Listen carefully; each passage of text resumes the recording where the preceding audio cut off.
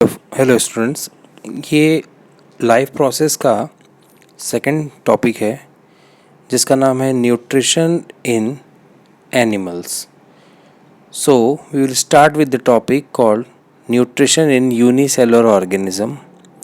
Unicellular organism take the nutritive mode like the big animal have. So what kind of thing they are going to do that? Actually जैसा human करेंगे या कोई बड़े organism करेंगे वैसा ही same process unicellular भी करेंगे. Basic जो फंडामेंटल जो 5 स्टेप्स होते हैं जिनको कहते हैं, पहला स्टेप इंजेशन, सेकंड डाइजेशन, तीसरा एब्जॉर्प्शन, चौथा एसिमिलेशन और पांचवा ईजेशन. तो ये चाहे यूनिसेलुलर हो या मल्टीसेलुलर हो, उन दोनों को ऐसा करना पड़ेगा. तो यहाँ पर यूनिसेलुलर में आपको पढ़ाया जाएगा अमीबा और पैरामीशियम के बारे में. अमीबा कैसे लेता है, पैरामीशियम कैसे लेता है, इसके बारे में मैं आपको आगे बताऊंगा. जैसे कि ये दोनों पॉन्ड में या ऐसे पानी में पाए जाते हैं. दोनों का मोड ऑफ न्यूट्रिशन किस तरीके से है, चलिए आगे देखते हैं. फैगोसाइटोसिस नीचे लिखा हुआ है, देख लीजिए. जो कैसे फूड अंदर लेने को फैगोसाइटोसिस कहते हैं वो सब मैं आपको आगे समझाता हूँ. पहला स्टेप जैसे पैरामीशियम के बारे में पढ़ेंगे तो ingestion. Ingestion means paramecium engulf food by the use of the cilia. तो आप देखिएगा यहाँ पर कि यहाँ पर देखिए ओरल वेस्टिब्यूल, आप ये देखिए, उसकी मदद से फूड पार्टिकल्स अंदर कैच किए जाते हैं, जो कि साइटोफैरिंग्स, मतलब जैसे ह्यूमंस के पास फैरिंग्स होता है उसी तरह से साइटोप्लाज्म में ये फैरिंग्स इसके पास जैसा दिख रहा है आपको. ये नीचे देखिएगा, यहाँ पर एक ऐसा सर्कल जैसा आपको ये दिख रहा है, राउंड बॉडी, इसको कहते हैं फूड वैक्यूल फॉर्मेशन. और जैसे ही फूड वैक्यूल यहाँ बनेगी ये इससे डिटैच हो जाएगी और अब देखिएगा फूड वैक्यूल ट्रांसपोर्ट करेगी, ट्रांसफ़र हो जाएगी पूरे सेल में, ऐसे ऐसे घूमेगी यहाँ पे, और ये ऐसे यहाँ से यहाँ पे आएगी. तो देखिए दूसरी प्रोसेस है डाइजेशन. तो paramecium food is digested in food vacuole by the digestive enzyme released by the cytoplasm. आप इस बात को ध्यान से समझना कि जो डाइजेस्टिव एंजाइम्स हैं वो साइटोप्लाज्म से रिलीज़ होते हैं. अमीबा में थोड़ा अलग तरीके का सिस्टम होता है, तो मैं आपको ये समझा चुका. Digestion in paramecium is termed as intracellular digestion, क्योंकि सेल के अंदर होने वाले डाइजेशन को इंट्रासेलुलर कहते हैं, सेल के बाहर होने वाले डाइजेशन को एक्स्ट्रा सेलुलर बोलते हैं या इंटरसेलुलर बोलते हैं. तो आई थिंक आपको समझ में आ गया होगा. एब्जॉर्प्शन, जो डाइजेस्टेड फूड वैक्यूल में है उसे एब्जॉर्ब करने को एब्जॉर्प्शन कहते हैं. एसिमिलेशन, जो यूज़ में लाने के लिए जो न्यूट्रिएंट जो बाहर निकाले गए फूड से उसे वेरियस लाइफ प्रोसेस में यूज़ करने को सिंथेसिस ऑफ एनर्जी और सो मैनी प्रोसेस को एसिमिलेशन कहेंगे. The undigested food is expelled out through the anal pore. तो ये बहुत ही इंपॉर्टेंट पॉइंट है, याद रखिएगा. पैरामीशियम में एनल पोर से फूड जो डाइजेस्ट नहीं हो पाया वो बाहर निकल जाता है. ओके स्टूडेंट्स, आगे देखेंगे न्यूट्रिशन इन अमीबा. अमीबा और पैरामीशियम दोनों ही यूनिसेलुलर ऑर्गेनिज्म हैं. दोनों में से कोई भी एक प्रोसेस बोर्ड एग्जाम में पूछी जा सकती है और बाकी भी चीज़ों के लिए ये इंपॉर्टेंट है, ओलंपियाड वगैरह के लिए भी. तो आप इसको देखिएगा कि न्यूट्रिशन अमीबा में क्या होगा. फॉर्मेशन, सबसे पहली स्टेप है फॉर्मेशन ऑफ सूडोपोडिया. जो बॉडी है अमीबा की, आप देखिए मैं ऊपर डायग्राम ड्रॉ कर रहा हूँ. इस बॉडी में जो ये बाहर की सेल मेम्ब्रेन है ये ही फोल्ड होना स्टार्ट होती है, जिसको हम लोग बोलते हैं सूडोपोडिया. अब इस सूडोपोडिया को फॉल्स फीट भी कहते हैं. अब देखिएगा जैसे ही अमीबा के कांटेक्ट में यहाँ पर कोई फूड पार्टिकल आएगा तो ये फूड वैक्यूल, ये फूड जो मतलब ये जो सेल मेम्ब्रेन का जो सूडोपोडिया बन रहा है फ्यूज्ड विद ईच अदर. यहाँ पर लिखा हुआ है द टिप ऑफ सूडोपोडिया, यानी कि ये शुरुआत का जो पॉइंट है. The tip of pseudopodia fuse with each other together with a variable amount of food particle. मतलब कुछ अमाउंट में फूड को अंदर लेके एंड वाटर को लेके, leading to the formation of food vacuole called food vacuole. This process is called ingestion. अब आगे देखिएगा डाइजेशन। डाइजेशन यहाँ पर एक स्पेशल टाइप की प्रोसेस होगी जो कि मैं आपको डायग्राम में आपको पहले दिखाता हूँ। यहाँ पर आपको सब समझ में आ जाएगा। फूड वैक्यूल कांटेक्ट में आ रहा है इस पॉइंट पे फूड वैक्यूल या जो सूडोपोडिया है वो बन रहा है। इंजेशन हो गया। यहाँ देखिए डाइजेशन कैसे हो रहा है। तो जो बॉडीज़ देखिएगा यहाँ पर, ये छोटी छोटी सी जो बॉडीज़ इसको कैप्चर कर रही चारों तरफ से, उनके देखिए क्या लिखा हुआ है, लाइसोसोम अराउंड फूड वैक्यूल। तो ये इसको कवर कर लेंगे चारों तरफ से। और अब देखिए ये नीचे के पॉइंट भी, यहाँ पर देखिए, अब यहाँ नीचे डाइजेस्टेड फूड लिखा हुआ है, यानी यहाँ पर एब्जॉर्प्शन भी हो गया, एसिमुलेशन भी यहाँ पर हो जाएगा क्योंकि यूनिसेलुलर ऑर्गेनिज्म है, विद इन सेल ही एसिमुलेशन हो जाएगा। एक्सोसाइटोसिस, ये बहुत ही इंपॉर्टेंट नाम है, कई बार पूछा जाता है एग्जाम्स में। इंडोसाइटोसिस भी कह सकते हैं आप फूड को अंदर लेने को, और एक्सोसाइटोसिस कह सकते हैं फूड को बाहर डालने को। तो यहाँ से ये फूड बाहर निकलता है। एक्सोसाइटोसिस होने में देखिएगा यहाँ मेम्ब्रेन के करीब आता है, ये मेम्ब्रेन के पास आते ही ये मेम्ब्रेन यहाँ से रप्चर हो जाती है और फूड पार्टिकल यहाँ से बाहर निकल जाता है और ये वापस मेम्ब्रेन बंद हो जाएगी। ओके, तो यहाँ तक था अमीबा और पैरामीशियम का न्यूट्रिशन का मेथड। अब हम आगे बढ़ेंगे और समझेंगे कि जो ह्यूमन है वो किस तरीके का न्यूट्रिशन का सिस्टम रखता है। तो न्यूट्रिशन इन ह्यूमन या ह्यूमन न्यूट्रिशन के बारे में ओवरव्यू थोड़ा बहुत सुन लेते हैं कि 6 to 9 मीटर लंबी एलिमेंट्री कैनाल होती है ह्यूमन के पास में। ह्यूमन एक कह सकते हैं कि दोनों तरीके का न्यूट्रिएंट ले सकता है, वेजिटेरियन भी है, कार्निवोरस भी है, मतलब दोनों में ही आता है। ओमनीवोरस कहते हैं ह्यूमन को। फूड जो है ह्यूमन अंदर लेके उसे डाइजेस्ट करता है, जो कि बहुत सारे काम में आता है, जैसे कि एनर्जी लेने की हम पहले भी पढ़ चुके हैं कि ग्रोथ के लिए, सेल रिपेयर के लिए और वेरियस लाइफ प्रोसेस के लिए काम में आता है। कई सारे ऑर्गन्स इसमें काम में आएंगे। एक केमिकल कॉम्प्लेक्स प्रोसेस है ये। अगर आपको याद होगा तो क्लास 7th में एक बुक में ये फ़ोटो दी गई थी कि एक आर्मी मैन को गोली लग गई थी और उसके एलिमेंट्री कैनाल यानी स्टमक के पास से ओपन होल थोड़ा सा था। वो देखने से डॉक्टर को इस चीज़ का डिस्कवरी हो पाई थी कि डाइजेस्टिव सिस्टम काम कैसे करता है, अगर आपको रिमेंबर हो तो। खैर वो अपना बात टॉपिक नहीं है, पर हम जो अभी समझ रहे हैं पार्ट समझेंगे हम ह्यूमन न्यूट्रिशन के, मतलब कि ऑर्गन्स कौन कौन से होते हैं, फिर पढ़ेंगे ग्लैंड्स और लास्ट टॉपिक होगा केमिकल डाइजेशन, जो कि एक तरीके का एंजाइम बेस्ड प्रोसेस है। वो आपको मैं सब कुछ समझाऊंगा इसमें एक एक करके। चलिए फर्दर आगे बढ़ते हैं। तो ये कुछ डायग्राम है, आप इसे देख लीजिए। डायग्राम में थोड़ा बहुत है और उसके बाद मैं एक एक करके समझाने ही वाला हूँ आपको। एक एक करके सारी चीज़ें समझाई जाएंगी। चलिए अच्छा आगे बढ़ते हैं। यहाँ से स्टार्ट करेंगे हम माउथ से। Mouth is the first organ in the digestive system and it is a cavity in which the teeth and the tongue exist and the salivary glands are opened. The function of mouth is cutting and grinding of the food by the teeth and it digests the starch into sugar. तो ये कुछ बातें हैं जो और आगे मैं समझाता हूँ आपको। जैसे माउथ में पहला पार्ट है टीथ। टीथ जो हैं दो तरीके के होते हैं, मतलब इंसानों में दो बार होते हैं। तो इंसान को हम डाइफोडोंट भी बुलाते हैं। अगर मैं आपको लिख देता हूँ यहाँ पे डाइफोडोंट, डाइफोडोंट मतलब कि टीथ कम्स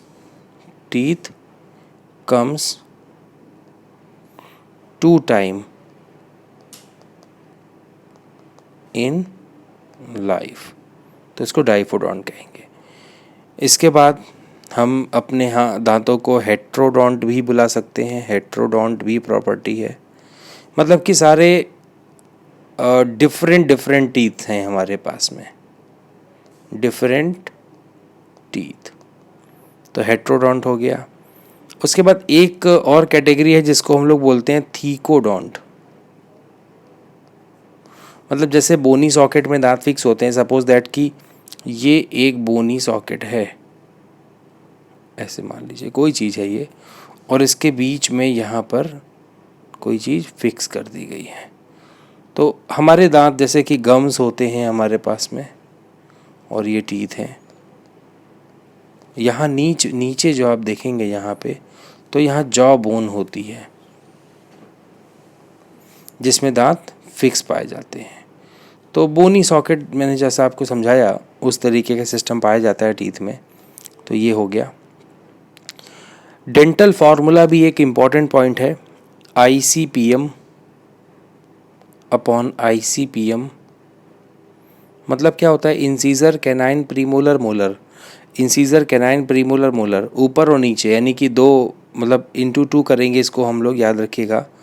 तो ऊपर के हिसाब से देखा जाए तो एडल्ट में 2 1 2 3 2 1 2 3 इंटू 2, ये मैथ्स नहीं है, इसको आप मैथ जैसे कैलकुलेट मत करना। 8/8 आएगा, इसमें मल्टीप्लाई बाई 2 करेंगे तो 16/16 आएगा, यानी 16 दांत ऊपर 16 दांत नीचे। तो ये बात आपको समझ में आ गई होगी। अब इसके बाद बचपन में जब हम छोटे होते हैं तो 2102 होता है कोड, याद रखिएगा 2102, यानी कि इंटू 2, यानी ऊपर 5 दांत और नीचे 5 पेयर में होंगे, इसलिए 2 लिखा गया यहाँ पे। तो कुल मिला के 10 दांत ऊपर और 10 दांत नीचे, यानी कि जब हम छोटे होते हैं तो हमारे पास 20 दांत होते हैं केवल, और जैसे जैसे बड़े होते हैं तो दांत का जो है काउंट बढ़ जाता है। मैं आपको एक और चीज़ दिखा रहा हूँ, जैसे दांत का स्ट्रक्चर देख लीजिए। आउटर मोस्ट लेयर को इनेमल कहते हैं, बीच वाले को डेंटाइन कहते हैं, और जो नीचे की सबसे अंदर लेयर उसको पल्प बोलते हैं, पल्प कैविटी, जो सेंसिटिव लेयर होती है। Enamel is the hardest layer, ये वाली जो लेयर है सबसे हार्ड लेयर होती है पूरी की पूरी बॉडी में। ओके, और बाकी आप देख चुके हैं। एक छोटा टॉपिक और है टीथ को लेकर, NCERT में दिया गया है, पल्प टीथ, मतलब है उसका नाम कैविटी करके कुछ दिया गया है वहाँ पे ऐसा, या प्लाक वगैरह वहाँ पे दिया गया। डेंटल कैरीज याद आया मुझे, डेंटल कैरीज नाम से एक टॉपिक है। डेंटल कैरीज क्या होता है कि जब आप कुछ खाना खाते हैं और ये यहाँ पे चिपक जाता है, तो जो फूड पार्टिकल होगा उससे बैक्टीरिया कांटेक्ट में आएंगे, और बैक्टीरिया जैसे कांटेक्ट में आएंगे तो वहाँ पर एक एसिड क्रिएट होगा, और वो एसिड की वजह से क्या होगा, ये लेयर यहाँ से एनेमल की लेयर क्या होगी, हल्की हल्की सी निकलने लगेगी।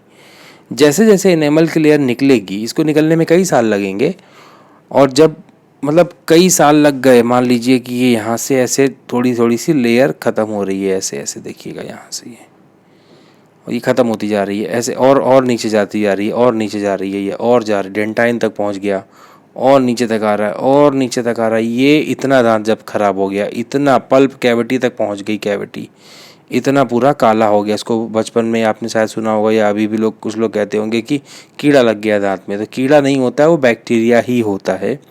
और अगर ये इतना ख़राब हो गया दांत, तो अब क्या करना पड़ेगा, अब रूट कैनाल ट्रीटमेंट कराना पड़ेगा, RCT कहते हैं, जिसमें कि ये दांत के अंदर की जो भी पल्प कैविटी दिख रही है आपको, इसको खाली कर देते हैं पूरा। एक छोटा सा एक स्क्रू जैसे, पहले वो तो डेंटिस्ट करेगा, ये सब कुछ इसके अंदर का जो है निकाल के खाली कर देंगे डेंटिस्ट लोग, और अंदर इसमें प्लास्टिक की एक लेयर भरेंगे, उसको गट्टा पर्चा बोलते हैं, अंदर भर देंगे पूरा यहाँ पे। और आप बोलेंगे दांत मर गया क्या? हाँ, तो एक प्रकार से दांत ये डेड हो जाएगा उस टाइम पे, पर फिक्स रहेगा, ये कई सालों तक ऐसे ही रहेगा, कुछ नहीं होगा इसको। और फिर ऊपर सीमेंट जैसा मटेरियल वापस लगा के उसको कैप बना देंगे उसकी। तो लाइक दांत रहेगा, अगर आधा दांत खराब हुआ है, पूरी तरह से नहीं हुआ है, तो भी दांत बच जाएगा। तो ये आपको एक बात समझ में आ गई होगी। ये दांत के टाइप्स थे। इंसीजर जैसे 4 आगे के इंसीजर हो गए, फिर कैनाइन हो गया साइड वाला, फिर 2 प्री मोलर, और लास्ट में 3 मोलर, है ना। यही मैंने लिखा था 2 1 2 3, ठीक है ना। तो ये पेयर में है, इस तरफ भी है ये, तो इस तरीके से इनका ऐसा लिखा गया है। ओके, तो हम इस बारे में समझ चुके हैं और आगे बढ़ेंगे। टंग भी एक बहुत ही इम्पॉर्टेंट पार्ट है हमारे माउथ का, क्योंकि ये rotation of food, taste of food, cleaning of mouth, इन सब चीज़ों में हेल्प करता है। जैसे कि टेस्ट डिफरेंट डिफरेंट होते हैं टीथ टंग में, जैसे बिटर, सोर और स्वीट एंड सॉल्टी। आप लोगों को कुछ को ये होगा कि सर स्पाइसी टेस्ट किसे कहते हैं, तो मैं ये ज़रूर बताना चाहूँगा आपको कि स्पाइसी नाम का कोई टेस्ट नहीं होता है। यानी कि जो हम स्पाइसी खाते हैं एक्चुअल में वो सेल्स डेड हो रही होती हैं हमारी, और जितनी सेल्स डेड होंगी उतना ज़्यादा हमको वो इन्फ्लेमेशन होगा, यानी एक प्रकार की जलन होगी, और वो जलन ही है जो हमें अच्छी लगने लगती है धीरे धीरे। माउथ के आगे की बात करेंगे तो उस पार्ट को फेरिंक्स कहते हैं, जो एक कॉमन कैविटी है जहाँ से, जिसको हम थ्रोट भी, जहाँ से फूड और एयर दोनों ही पास होते हैं, और ये कॉमन पासवे है। एपिग्लॉटिस एक बहुत ही इम्पॉर्टेंट पार्ट है। ये क्या करेगा कि जैसे लिखा हुआ है goes down the wrong way, मतलब रोकता है।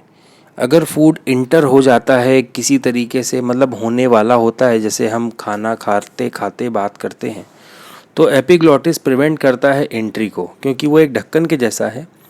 और जैसे ये मान लीजिए, आप ऐसे मान लीजिए, ये देखिए आप, इस तरफ वाला जो है ये विंड पाइप है, और मानिए इधर वाला जो है ये वाला फूड पाइप है। तो इसके ऊपर यहाँ पर ये ऐसे ढक्कन के जैसा पाया जाएगा।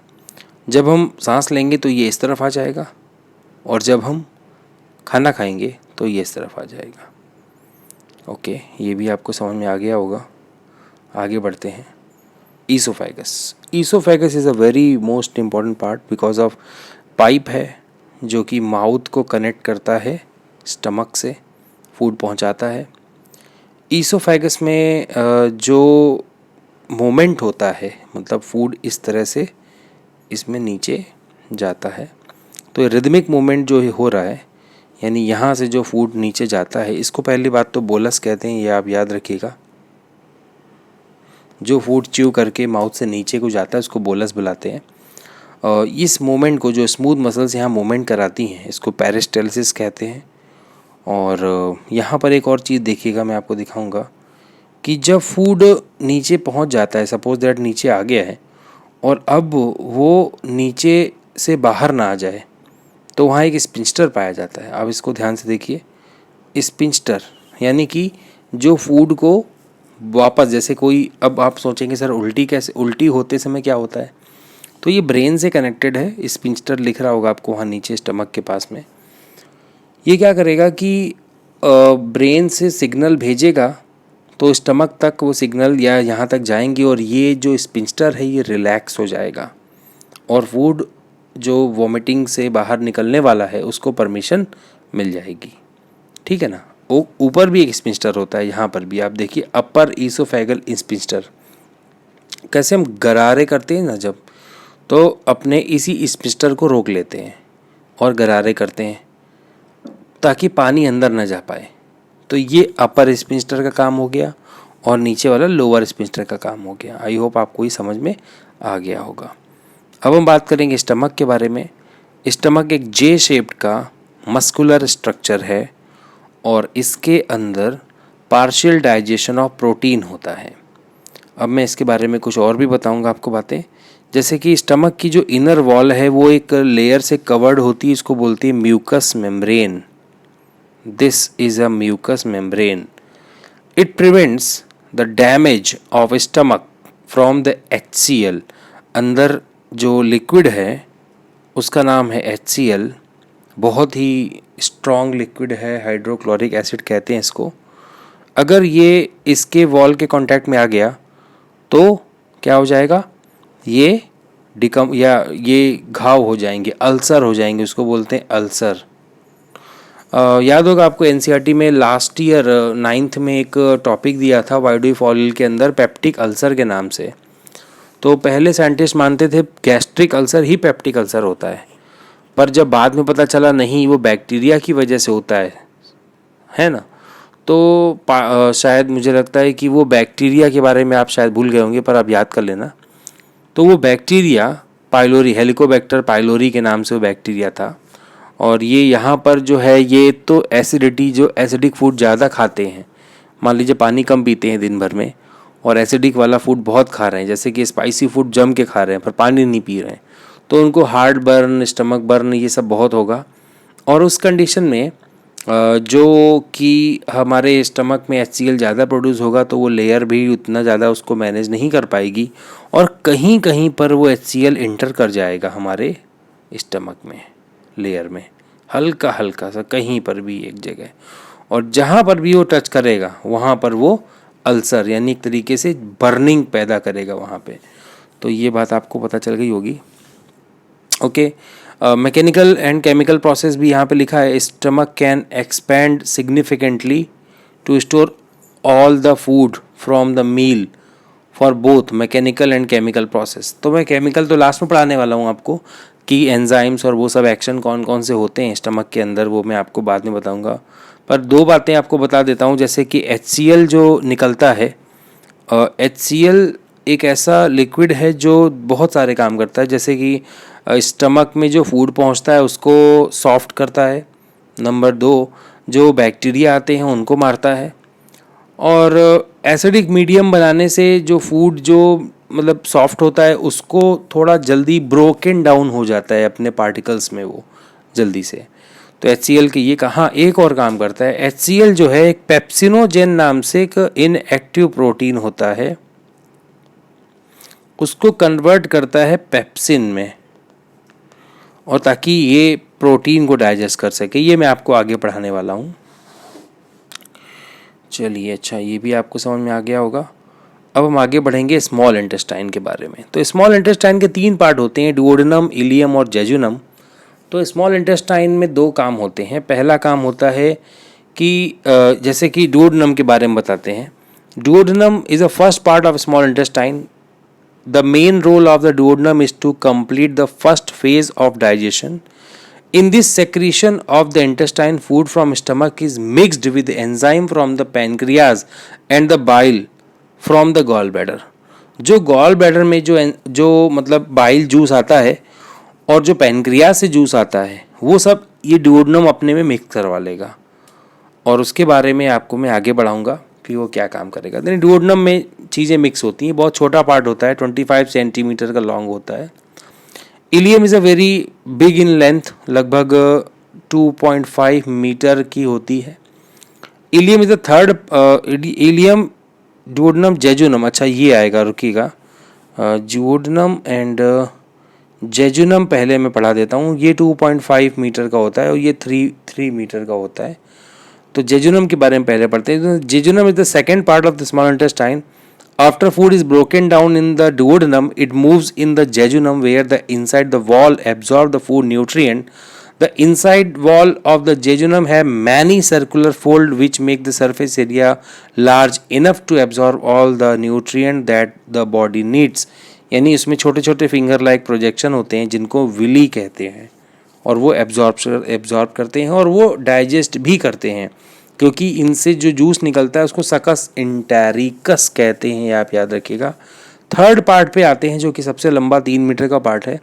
इट एब्जॉर्ब बाइल, एसिड, मतलब कई सारे जो हैं, and vitamin B12 which are needed by the body for various function. और एक बात यहाँ पर मैं कहना चाहूँगा कि फाइनल डाइजेशन जो हमारा होता है, फाइनल डाइजेशन जो भी प्रोडक्ट का फाइनल डाइजेशन होता है वो स्मॉल इंटेस्टाइन में ही होता है।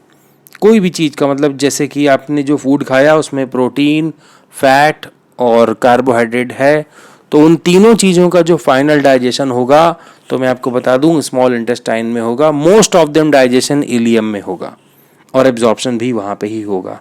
तो ये आपको बात पता चल गई। Small intestine play very important role not only in absorption, it also helps in the digestion of food by secretion of digestive enzyme. आप ये बात याद रखिएगा कि स्मॉल इंटेस्टाइन का जो जूस है वो सकस इंटेरिकस के नाम से बुलाया जाता है, और ये आपको बात पता चल गई है। आगे बढ़ेंगे, देखिएगा आप लार्ज इंटेस्टाइन की बारी आएगी।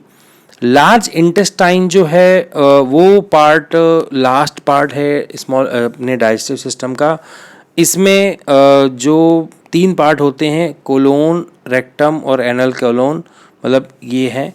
इसमें ही एक और चीज़ अपेंडिक्स के नाम से भी जुड़ी होती है, जो कि अब वैसे तो वेस्टिजियल है, पर कभी कभी इन्फ्लेमेशन या बैक्टीरियल ग्रोथ की वजह से वो एक्टिव हो जाती है और उसमें स्वेलिंग आ जाती है, तो उसे बाहर निकालना पड़ता है।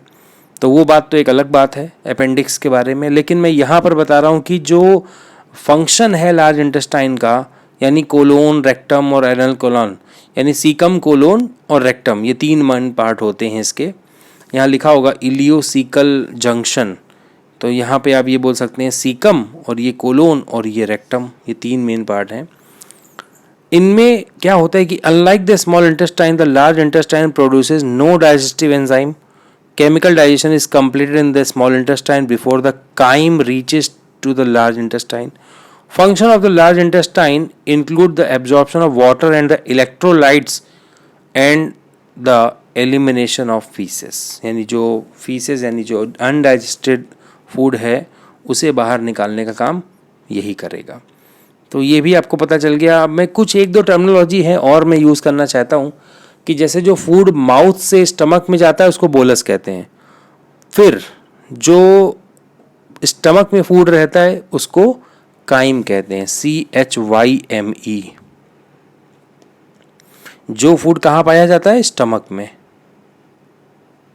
और जो फूड स्मॉल इंटेस्टाइन में होता है उसको काइल कहते हैं, CHYLE, क्योंकि उसमें बाइल मिक्स हो जाता है, बाइल मिक्स्ड अप, तो वही फूड का नाम चेंज होके काइल हो जाता है और इसका नेचर हो जाता है बेसिक, ये है एसिडिक और ऊपर वाला तो ऐसे ही था। तो ये बातें आपको ऑर्गन्स को लेके समझ में आ गई होंगी कि जो भी ऑर्गन्स होते हैं हमारे डाइजेस्टिव सिस्टम में वो सब आपको समझ में आ गए होंगे। अब हम पढ़ेंगे केमिकल डाइजेशन, जो कि इसका लास्ट पार्ट है हमारे न्यूट्रिटिव या न्यूट्रिशन ह्यूमन के अंदर का। कौन सी ग्लैंड्स क्या काम करती हैं उन सब बारे में बताएंगे। पहले मैं आपको ये बताता हूँ, ये बहुत ही इम्पॉर्टेंट पॉइंट है, एंजाइम्स किसे कहते हैं। एंजाइम्स वो केमिकल्स होते हैं जो किसी भी रिएक्शन में जाकर या तो उसको बढ़ाएंगे या तो घटाएंगे, लाइक अ कैटलिस्ट। और बायो एंजाइम कहते हैं इनको, या बायो कैटलिस्ट कहते हैं, क्योंकि ये ह्यूमन बॉडी में प्रोड्यूस होते हैं। तो लिखा हुआ है कि a substance produced by a living organism which acts as a catalyst to bring about a specific biochemical reaction. So it is very clear to you all. Enzyme, ये definition पूछी जाती है कई बार एग्जाम्स में, याद रखना इस बात को। ग्लैंड्स के बारे में बात करेंगे तो mouth, stomach, liver, pancreas, small intestine. Mouth is not a gland, पर उसमें जो ग्लैंड पाई जाती है मैं उसके बारे में बात करूंगा। स्टमक भी ग्लैंड नहीं है, पर जो वहाँ ग्लैंड होती है उनके बारे में बात करेंगे। लीवर, पैनक्रियाज ग्लैंड मानी जाती हैं, बट कि स्मॉल इंटेस्टाइन को भी ग्लैंड नहीं मानेंगे, लेकिन वहाँ कुछ ग्लैंड्स होती हैं इंटेस्टाइनल ग्लैंड जो जूस सेक्रेट करती हैं, इसलिए उनका नाम यहाँ लिखा गया है। आगे बढ़ेंगे, जैसे सलाइवरी ग्लैंड, मैं डायग्राम दिखाता हूँ पहले आपको। 3 प्रकार की ग्लैंड होती हैं, पैरोटिड, सब मैंडिबुलर और सब लिंगुअल। 3 ग्लैंड है, यानी कि 3 इस तरफ है 3 इस तरफ है, तो इंटू 2 लिख देंगे, यानी कि उधर भी होती हैं। अब इनका काम क्या है? सलाइवा प्रोड्यूस करते हैं। सलाइवा में जो एंजाइम्स वगैरह होते हैं वो, अब मैं आपको बताऊंगा कि वो स्टार्च डाइजेस्ट करते हैं। स्टार्च को थोड़े मतलब सिंपल में, पूरी तरह सिंपल में तो नहीं बदल पाएंगे, लेकिन थोड़ा सिंपल कर देते हैं उसको।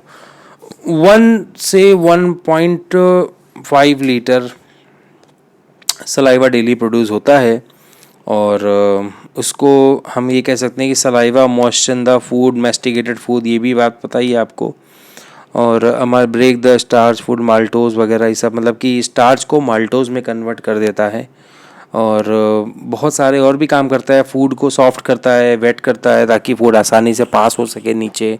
सलाइवा में एक एंजाइम भी होते हैं, एक्स्ट्रा एंजाइम होते हैं, लाइसोजाइम वगैरह, जो माउथ में बैक्टीरिया वगैरह जो होते हैं उन्हें भी मार देते हैं। गैस्ट्रिक ग्लैंड्स, ये स्टमक में पाई जाती हैं। गैस्ट्रिक ग्लैंड में से जैसे कि दो चीज़ें सेक्रेट होंगी। पहले तो उसमें म्यूकस सेक्रेट होगा, वो गॉबलेट सेल्स होती हैं, आप याद रखना, गॉबलेट सेल्स म्यूकस सेक्रेट करती हैं। Goblet cells, mucus. उसके बाद में यहाँ पर पेप्सिन सेक्रीट होते हैं, पेप्सिन और HCl। तो यहाँ पर आपको मैं बताऊंगा कि पेप्सिन, मैंने आपको पहले ही बता दिया है वैसे तो, कि पेप्सिनोजेन कन्वर्ट होता है पेप्सिन में with the help of HCl।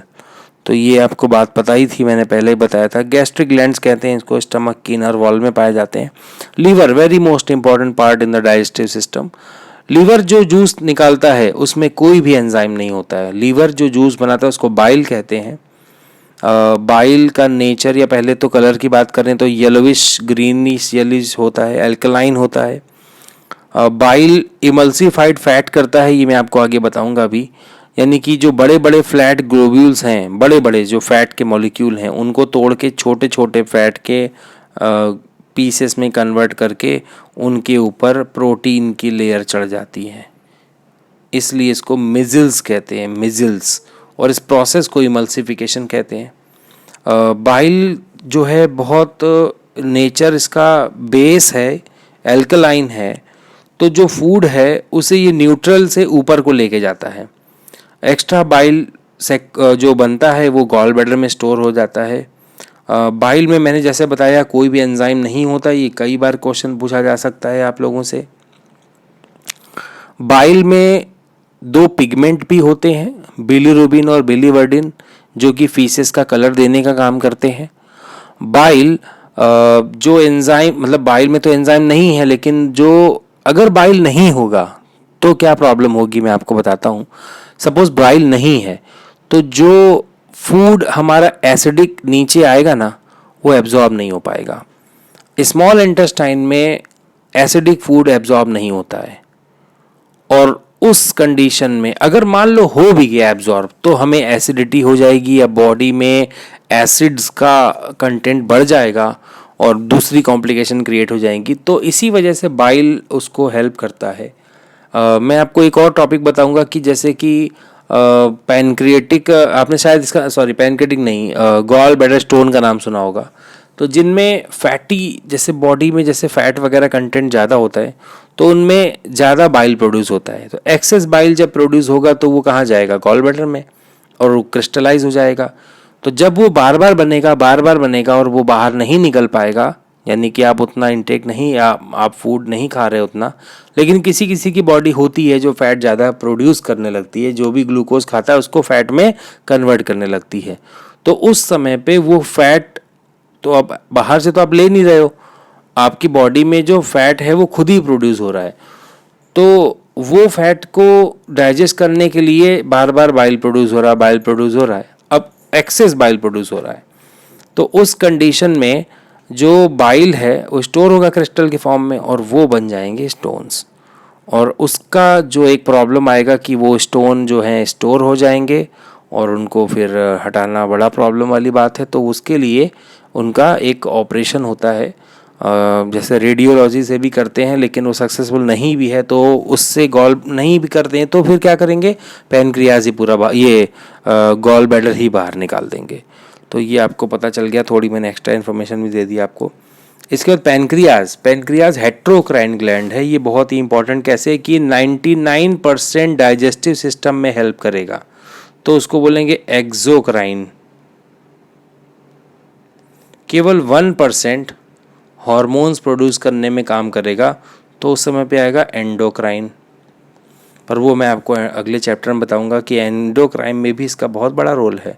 Pancreas जैसे कि include trypsin, chymotrypsin breakdown of protein, amylase splitting of polysaccharide, lipase is a breakdown of nucleic acid, और न्यूक्लिक मतलब जो आपका फैट के मॉलिक्यूल हैं।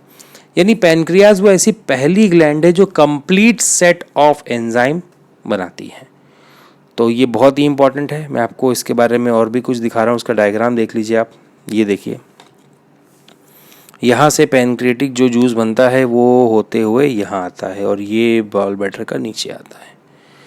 तो ये डुओडेनम का पार्ट है पूरा, आपको जैसे मैंने शुरुआत में बताया था सी के आकार का है ये, और इसमें केवल इन दोनों के लिक्विड ही अंदर आते हैं। ओके, इसके बाद इंटेस्टाइनल ग्लैंड, सकस इंटेरिकस, जो इनका लिक्विड है, मैं आपको पहले बता चुका था पहले भी, आप यहाँ पर भी देख लीजिए। इंटेस्टाइनल ग्लैंड हैं जो खुद एंजाइम सेक्रेट करती हैं, और ये मैं आपको पहले भी बता चुका हूँ कि फाइनल डाइजेशन इनमें ही होता है। जो भी हम खाते हैं, जैसे कि हमने ग्लूको या हमने खाया स्टार्च, स्टार्च लिखना चाहिए, स्टार्च, प्रोटीन और फैट, इन तीनों को डाइजेशन करने का काम है। मतलब लास्ट में इंटेस्टाइनल ग्लैंड से निकलने वाले जो जूस का काम है कि इनके जो भी बचे हुए फॉर्म हैं उनको डाइजेस्ट कर देना। तो ये ख़त्म हो गया यहाँ पे टॉपिक। और ये विली का स्ट्रक्चर आप देख लीजिए। विली के अंदर जो ये टॉपिक है कि यहाँ पर देखिएगा कि ये जो एब्जॉर्प्शन हो रहा है विली के अंदर, देखिएगा यहाँ पर मैं एक चीज़ और दिखा रहा हूँ आपको। लैक्टियल नाम से एक चीज़ आपको यहाँ पे दिख रही है, बीच में है, जो कि एक प्रकार की कैपिलरी है, वो लिम्फेटिक कैपिलरी है, और वो फैट एब्जॉर्ब करती है बॉडी का। और जो ये बाकी ब्लड वेसल्स आपको दिख रही हैं, ये जो बाकी ब्लड वेसल्स आपको दिख रही हैं, मैं आपको समझा रहा हूँ, ये यहाँ पर फूट जाता है उसका बाकी पार्ट, और जो यहाँ पर है वो डाइजेस्टेड फैट, यानी कि फैट जो ग्लिसरॉल है वो एब्जॉर्ब होके आगे जाता है। तो ये भी आपको समझ में आ गया होगा विली का स्ट्रक्चर, जो कि मैं पहले बता रहा था आपको। लास्ट टॉपिक है केमिकल डाइजेशन। मैं आपको एक बार समराइज कर दूंगा, पर जिन बच्चों को पहले भी समझ में आ गया होगा उनको यहाँ पर भी कोई दिक्कत नहीं आएगी, क्योंकि ये वही चीज़ का रिवीजन है। अगर आप ये याद कर लेंगे तो भी आपका पूरा काम हो जाएगा। जैसे पर परसेंटाइल जो लिखा हुआ है ये आप मत स्कूल में लिखना, बस ये समझाने के लिए लिखा गया है कि जैसे माउथ से डाइजेशन स्टार्ट होता है तो वहाँ पे क्या है, सलाइवरी अमाइलेज, वो डाइजेस्ट करेगा स्टार्च को माल्टोज में। सेकंड, स्टमक में जो डाइजेशन होगा वो प्रोटीन से करेंगे पेप्टोन्स में, जो कि पेप्सिन ने किया है। आपको मैंने बताया था पेप्सिन क्या होता है। स्मॉल इंटेस्टाइन में पहला डुओडेनम वाला याद करिएगा, बाइल आता है उसमें, फिर फैट से वो इमल्सिफाइड फैट करता है। मैंने ये भी बताया था आपको, बाइल सॉल्ट, इमल्सिफाइड फैट क्या होते हैं, बड़े फैट के छोटे छोटे टुकड़े। अब ये जो बचा हुआ है वही यहाँ पे आएगा कि जो स्टार्च बचा हुआ है वो कन्वर्ट हो जाएगा पैनक्रियाटिक एंजाइम से माल्टोज में। पेप्टोन्स जो देखिए अभी मैंने यहाँ पे आपको दिखाया, पेप्टोन्स यहाँ लिखा हुआ है, यही पेप्टोन यहाँ पे आएगा क्योंकि वो वहाँ पूरी तरह से पेप्टोन में कन्वर्ट हो गया था। अब ये पेप्टोन पेप्टाइड्स बन गया ट्रिप्सिन की वजह से, जो कि पैनक्रियाटिक एंजाइम का एंजाइम है। इमल्सिफाइड फैट अभी मैंने आपको पीछे दिखाया था, वो फैटी एसिड में बन गया पैनक्रियाटिक लाइपेज की वजह से। और इंटेस्टाइनल एंजाइम, अब लास्ट वो जो मैंने आपको याद करिए कई बार बोला है, इंटेस्टाइनल एंजाइम जो लास्ट सेट ऑफ एंजाइम होते हैं, इन्हीं तीन को लास्ट में यहाँ लिखना है। तो माल्टोज, पेप्टाइड्स, फैटी एसिड, तो ये देखिएगा माल्टोज से कन्वर्ट हो गया ग्लूकोज, पेप्टाइड से कन्वर्ट हो गया अमीनो एसिड, फैटी एसिड से कन्वर्ट हो गया ग्लिसरॉल, और तीनों के बीच में एंजाइम हो गया इंटेस्टाइनल, मतलब आई का मतलब इंटेस्टाइनल। तो ये पूरा का पूरा टॉपिक ह्यूमन न्यूट्रिशन का मैंने आपको समझा दिया। अगर आपको कोई भी डाउट्स हो तो आप कमेंट बॉक्स में ज़रूर लिखिए और मुझे बताइएगा कि ये आपको कैसा लगा। अगर कोई दिक्कत हो तो भी आप मुझे कांटेक्ट करिए। Okay, thank you.